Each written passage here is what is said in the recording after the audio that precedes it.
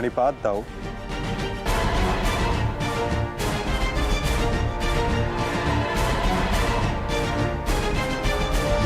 प्रणिपात गुरुदेव।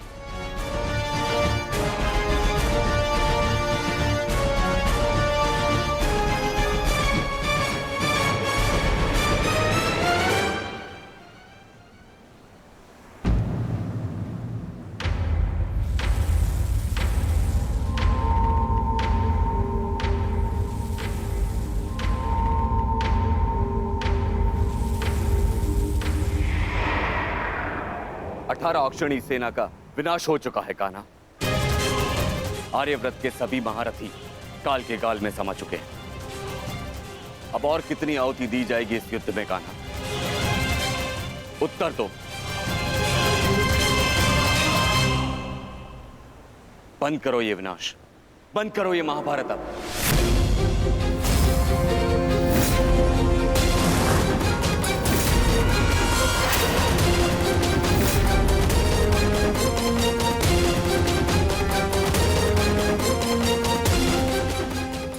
नहीं गुरुदेव,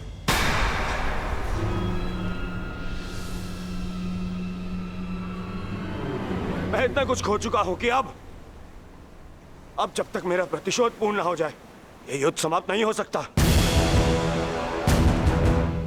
और ना ही मैं अपनी प्रतिज्ञा पूर्ण होने से पूर्व इस युद्ध को समाप्त होने दूंगा।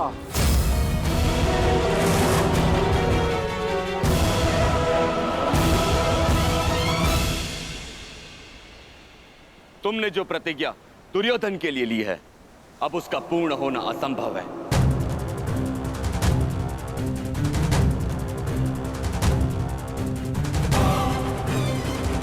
क्योंकि गदा युद्ध में कमर से नीचे प्रहार करना नियम के विरुद्ध है।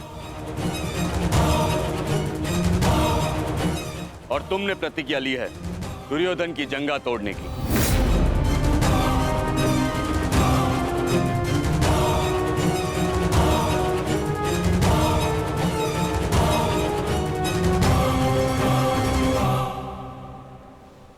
कैसी अनीति दाऊ।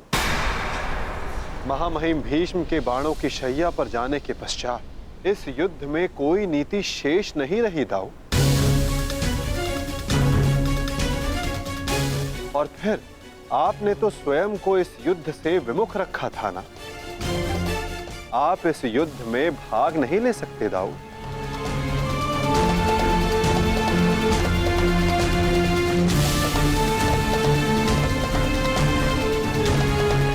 ये युद्ध धर्म स्थापना के लिए है दाऊ।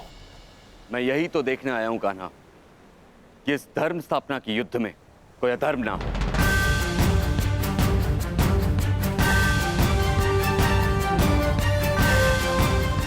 निश्चित रूप से मैं इस युद्ध में सम्मिलित नहीं होऊंगा, परंतु शरणागत की पुकार सुनना मेरा धर्म है। मैं नहीं चाहता कि कल को संसार ये कहे कि यदुवंश के कान्हा के होते हुए अधर्म हुआ।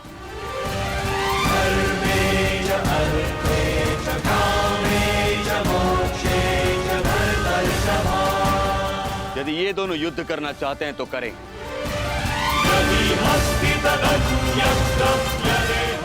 इस युद्ध का निर्णायक मैं बनूंगा।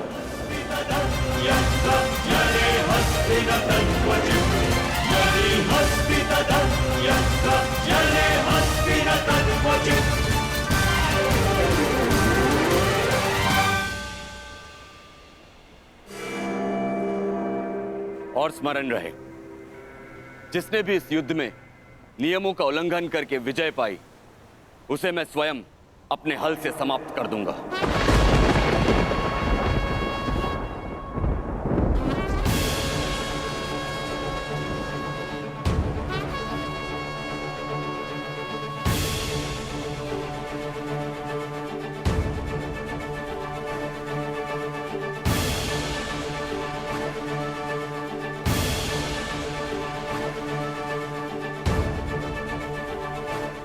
नियम वही होंगे जो गदा युद्ध में लागू होते हैं।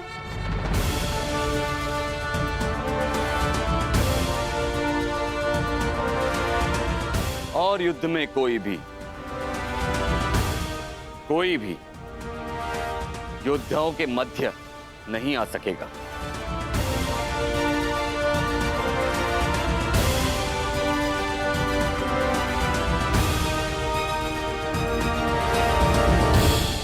इस द्वंद्व का विजेता इस युद्ध का विजेता माना जाएगा।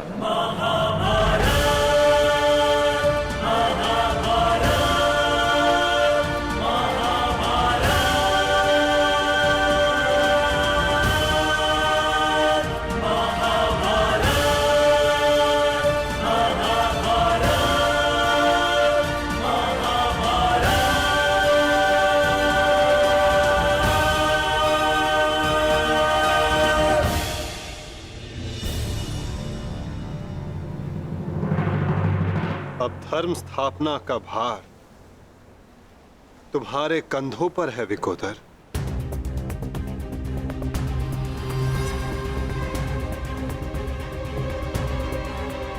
यदि मेरे कंधों पर कोई भार है तो केवल मेरी प्रतिज्ञा का, जिसे मैं अवश्य पूर्ण करूंगा।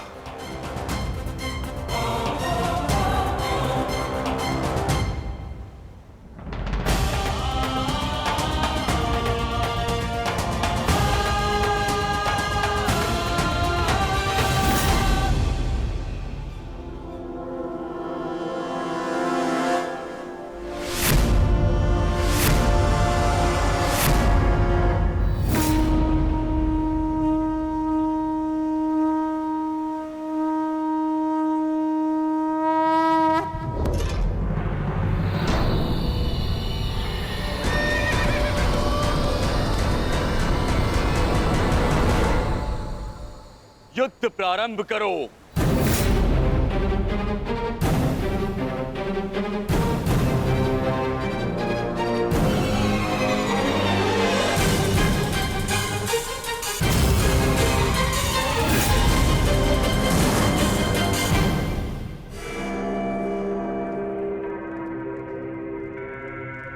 अब विजय और पराजय इस द्वंद्व पर निर्भर करेगी महाराज।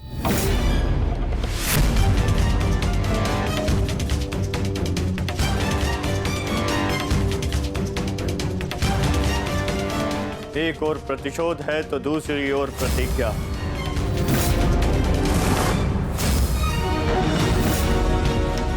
गुरुकुल के दो सर्वश्रेष्ठ गदाधारी आज एक दूसरे के विरुद्ध खड़े हैं महाराज, और महाबली बलराम निर्णायक है महाराज। मुझे इस बात में कभी भी संदेह नहीं था संजय कि मेरा पुत्र भीम से श्रेष्ठ गदाधारी है। मुझे पूर्ण विश्वास है कि मेरा पुत्र भीम को अवश्य परास्त करेगा।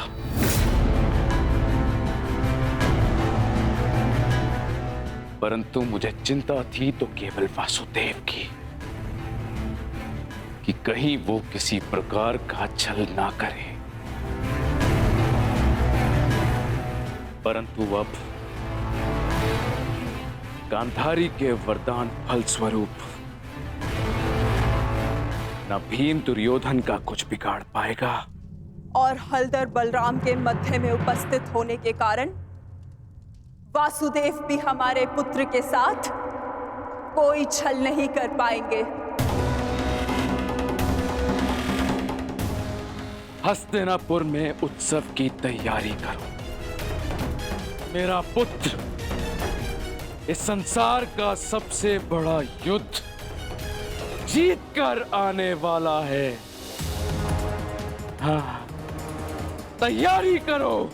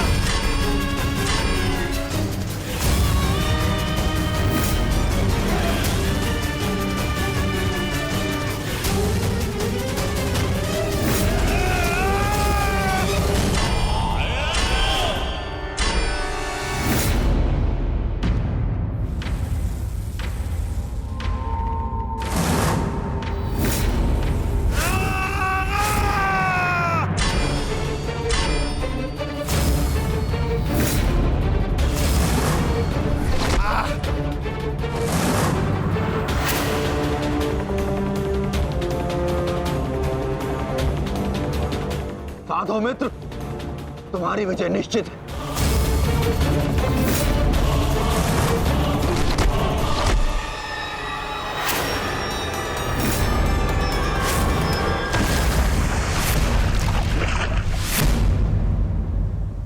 माधव, यदि ऐसा ही चलता रहा तो भीम दुर्योधन के आगे अधिक समय तक टिक नहीं पाएगा। ये द्वंद्व पूर्ण रूप से दुर्योधन के पक्ष में है।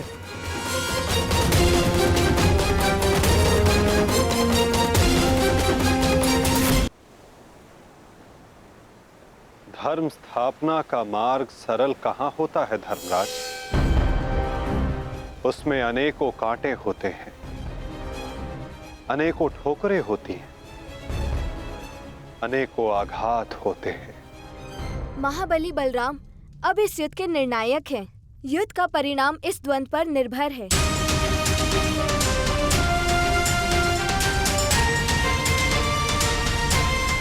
माधव, आप क्या यूं ही देखते रहेंगे?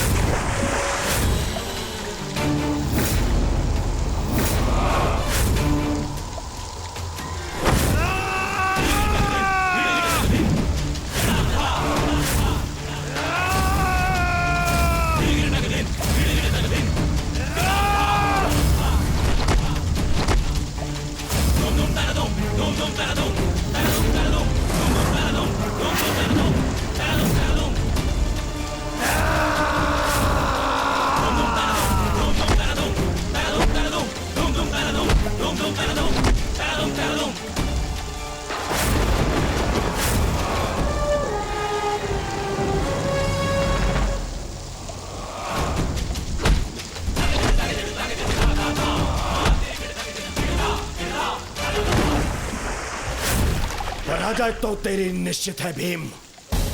फिर क्यों पराजय के साथ साथ मृत्यु का भी आह्वान कर रहा है? टेक दे, मेरे समक्ष अपने घुटने टेक दे, अन्यथा आज तेरा जीवन मृत्यु के समक्ष घुटने टेक देगा। जब मेरे ज्येष्ठ कर्ण ने मरते समय अपना धर्म नहीं छोड़ा तो उनका यह अनुज कैसे छोड़ सकता है? अब यह युद्ध हम में से किसी एक के मृत्यु के पश्चात ही समाप्त होगा। नहीं, वो तेरा ज्येष्ठ नहीं था, कोई संबंध नहीं था तुम्हारे साथ में उसका, क्योंकि कोई अनुज अपने ज्येष्ठ की इस तरह मृत्यु नहीं करता, वो भी छल से। वो केवल मेरा था, मेरा मित्र था वो। तुम्हारा उसके साथ में कोई संबंध नहीं था कोई संबंध।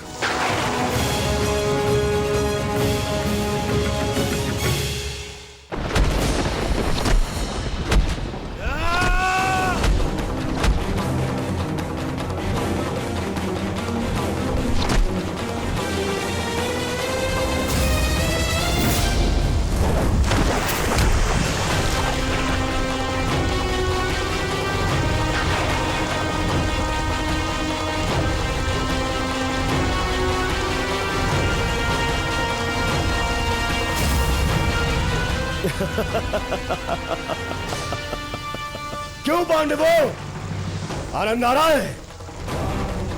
अपने अनुज को ऐसे देखकर आनंद आ रहा है?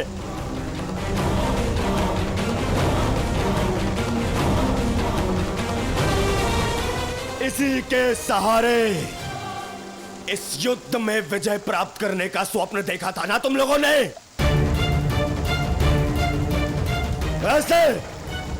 ऐसा दिलाएगा ये तुम्हें विजय?